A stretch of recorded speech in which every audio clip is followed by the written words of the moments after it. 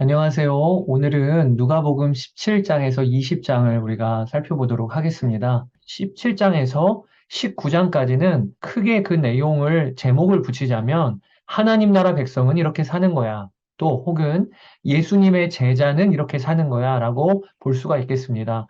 여러 주제들이 이어집니다. 그러나 이것을 하나로 묶는 키워드가 있다면 하나님 나라 백성 된 삶, 예수님의 제자 된 삶, 이렇게 여기고 우리가 순종해야 될 것이라고 여기면서 읽어보시게 되기를 바랍니다. 17장에 보면 작은 자 중에 하나라도 실족하게 하지 말라라고 말씀하십니다. 작은 자라고 함부로 대하면 안 됩니다.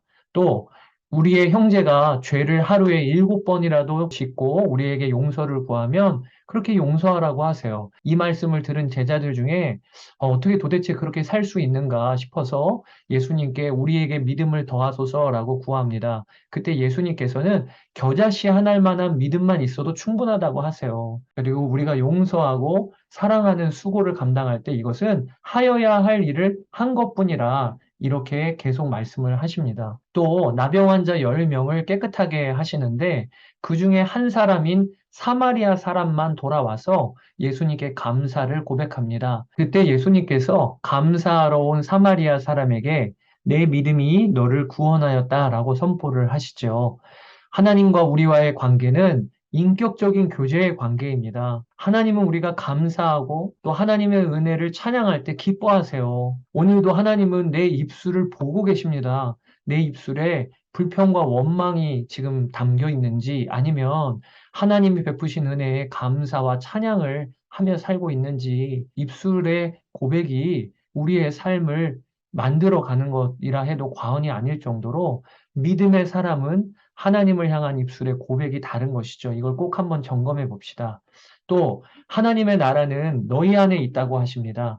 그리고 인자가 오게 될 때에는 갑작스럽게 온다. 마치 노아의 방주가 만들어지고 갑작스럽게 심판이 임했던 것처럼 또 롯의 때와 같이 사람들이 먹고 마실 때 갑작스럽게 심판이 임했던 것처럼 인자가 갑작스럽게 온다는 거예요. 준비된 자로 살라고 주님이 도전하고 계십니다. 그런데 여러분, 우리 주 예수님이 다시 오시는 것에 대한 가장 바른 준비가 뭘까요? 그것이요, 왕이신 주님이 내 안에 계심을 알고 주님과 동행하고 교제하며 사는 것이 우리 주님 맞이할 가장 중요한 준비라는 것을 아셔야 하겠습니다. 또 누가복음 18장에 이르러서 예수님은 항상 기도하고 낙심하지 말라라는 말씀을 과부와 불의한 재판장 비유를 통해 하십니다. 어느 불의한 재판장이 과부의 간청을 안 들어주는 거예요. 들어줄 가치가 없다고 여기는 거죠. 그런데 그 과부가 매일 이 재판장을 찾아와서 간청합니다. 나중에는 버티다 못해 들어주는데 예수님께서는 하물며 너희의 하나님 아버지께서 그 부르짖는 자들의 원한을 풀어주시지 않겠느냐 이렇게 얘기하세요. 하나님께 기도하러 나아가 낙심하지 말고 하나님을 붙들면 하나님은 반드시 다 듣고 계시고 또 가장 정확한 때에 가장 정확한 방법으로 우리의 기도에 응답하십니다.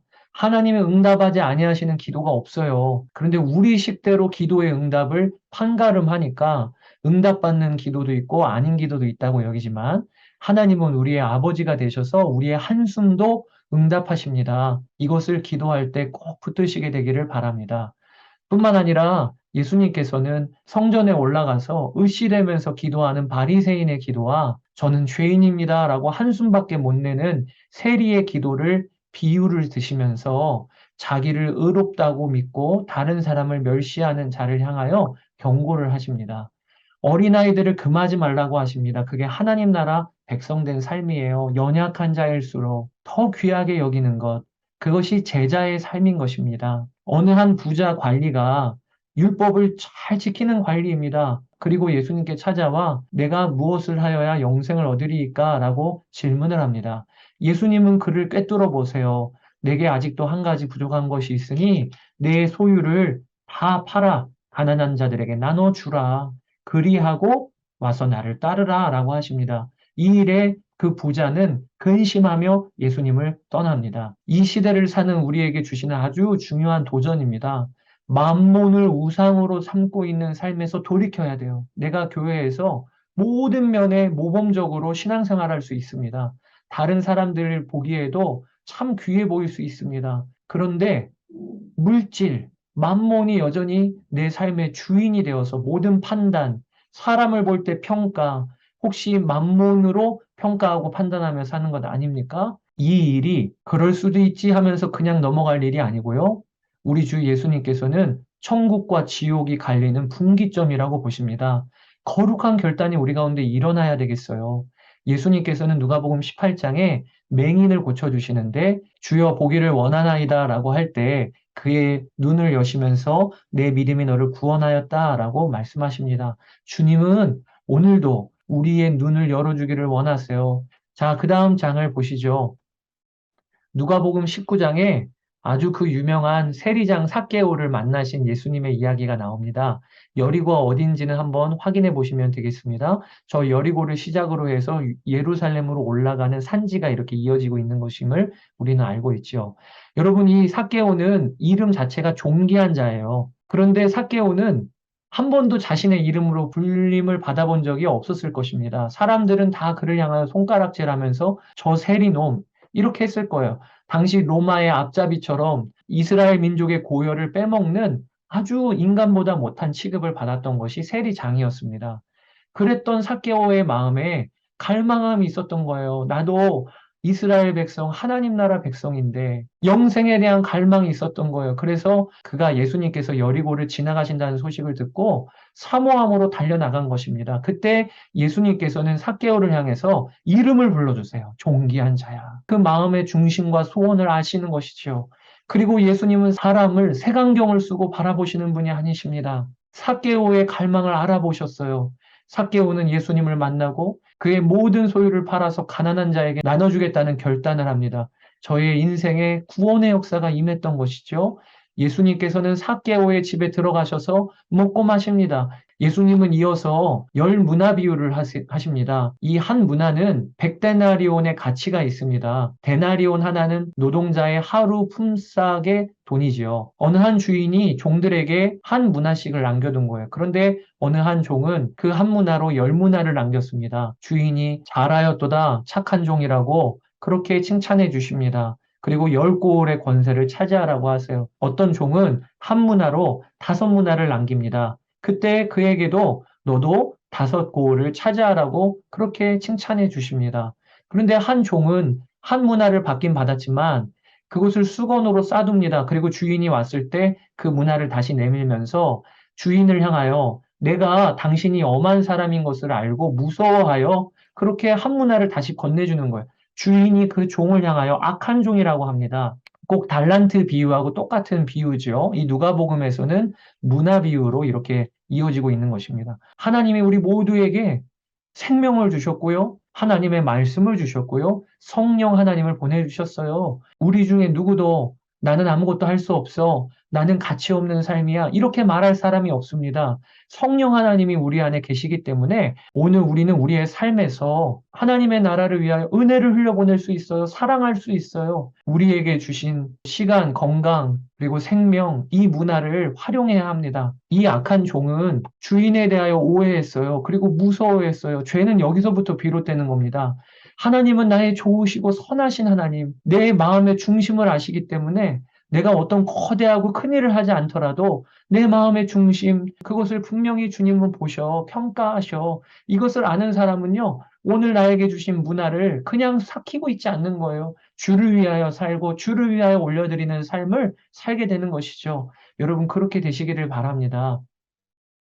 자, 이제 누가복음 19장 28절에 이르러 예수님께서는 이 베다니와 벳박의 근처에서 나귀를 타시고 예루살렘으로 들어가십니다.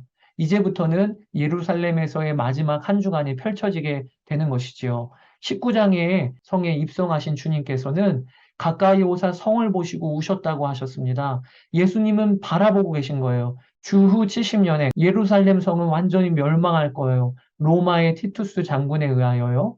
예수님은 그것을 바라보시고 성을 보시며 우신 것입니다. 이것은 비단 예루살렘 성을 향한 말씀만이 아니고요.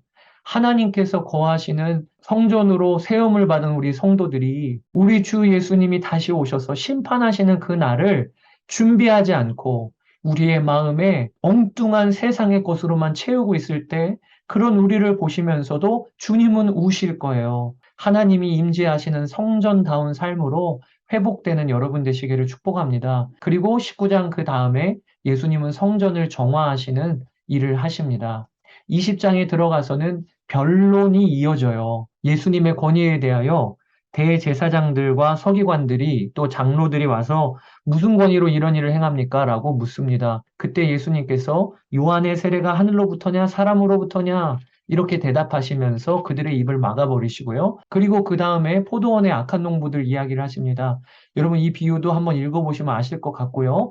가이사에게 세금을 바치는 것이 옳으니까? 라고 물어봅니다. 예수님에게 올무 삼으려고 하는 질문이라고 이미 설명을 드렸죠. 또 사두개인들이 부활에 대하여 난감한 질문을 합니다. 계속해서 유대 종교 지도자들과 변론을 벌이시고 예수님은 하나님의 지혜와 진리를 가지고 그들의 입을 막아버리십니다.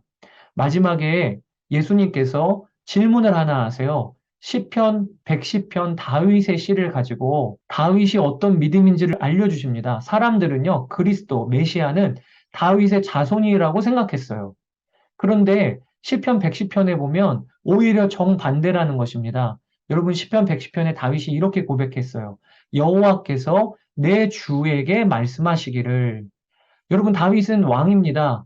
그런 왕에게 여호와 하나님께서 내 주가 또 누군가요? 내 주가. 내 주에게 말씀하시기를 내가 내 원수들로 내 발판이 되게 하시기까지 너는 내 오른쪽에 앉아 있으라 하셨도다. 여기서 바로 내 주가 이 땅에 오실 예수 그리스도를 말하는 거예요. 다윗은 예수님 이전에 거진 1000년 이전 사람이지만 그러나 그는 믿음으로 이미 메시아를 바라보고 믿었던 자라는 것입니다. 그러니까 예수님은 반문하는 거예요. 그리스도가 다윗의 자손이냐? 이렇게 말하고 있는 거예요. 당시 서기관들은 이 시편 110편을 읽을 때 이 땅에 육신을 입고 오시는 메시아 예수 그리스도에 대한 이해가 없으면 이 110편은 이해가 안 되는 것이거든요. 그러니까 예수님께서 그들에게 반문하시는 거예요. 여러분 이 시편 110편을 통해서 우리가 알게 되는 아주 중요한 사실이 하나 있습니다.